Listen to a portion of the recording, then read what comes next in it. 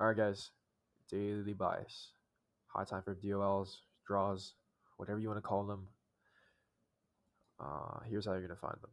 So the time frames you're going to use are daily, the 4 hour, and the 1 hour, where the daily gives a very more general market structure, whether we're trending up or down, and occasionally you'll see some very clean imbalances, maybe some SMT. Now, on the 4 hour, you're going to get a lot clearer of a structure. More imbalances are going to appear, and key highs and lows start showing up. And same thing for the 1 hour. So, if you don't know already, markets trade through ERL, IRL. And if you don't know what that is, I have linked the video. So, go watch that first before finishing this video. And going on forward from here, I will be teaching with the understanding that, well, the assumption that you guys understand what ERL, IRL is, because it's a very basic concept. So, yeah, markets trade through ERL, IRL. We already know our ERL are just key highs and lows, but what forms of IRL do we use? IRL, internal range, we use some imbalances. Now, keep it very simple. I like to use fair value gaps, BPRs, uh, volume imbalances, and NDOG or NWOGs. These are all imbalances. Now, a lot of people like to, look for order blocks, CISDs, WIXCs.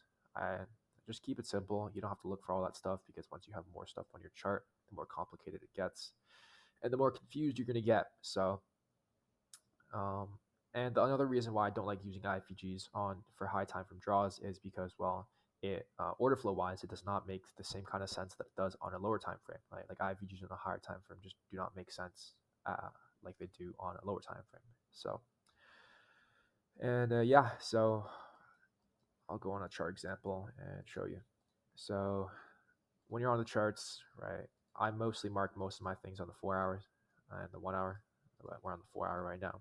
You're just gonna go mark through all the clear, BPRs for value gaps, volume imbalances. I don't think in this example we have any volume imbalances, but as you can see there, and then we mark some of our key highs and lows for ERL. As you can see, we already souped this high before trading back down into this imbalance. ERL, IRL. We got this low right here. And yeah, so how are we going to trade through from here? We're going to go and, sweep this low, also trade into an imbalance before we go and rebalance this 4 hour BPR. This 4 hour BPR, I remember it was such a clear target. Longs played out super easily to this. And after we rebalance that, where do we go? Back to ERL to sweep out this high before doing what? Before rebalancing another imbalance. Like that. And then we're probably going to go sweep this high again. All right, you get the point, right? And it's just based off of these highs and lows and these imbalances, you can use them to find your targets. So you want to be trading towards them or away from one of them to another one. So for example, let's say on this day, we already just souped this low, and then we know that this 4 hour BPR is going to be a very strong draw. We can look for a setup after taking or around this area after taking out this low, look for a setup to trade up into this 4 hour BPR.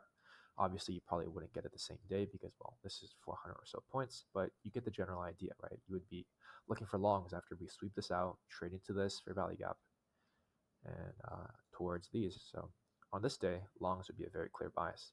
But let's say as soon as we tap into this 4 hour BPR and probably another time frame, we swept some highs right here. Right, we swept some highs right there, trade into 4 hour BPR. Well, it's very clear that we're looking for shorts. Shorts to where? No clue, but it doesn't matter, right? Because look, shorts played out for about 180 points, more than enough for your trade, right? Before trading back up into inversing this BPR or just invalidating it whole. But yeah, see how simple it is? Just find your targets and trade off of them or towards them, and your setup should be around them. So yeah.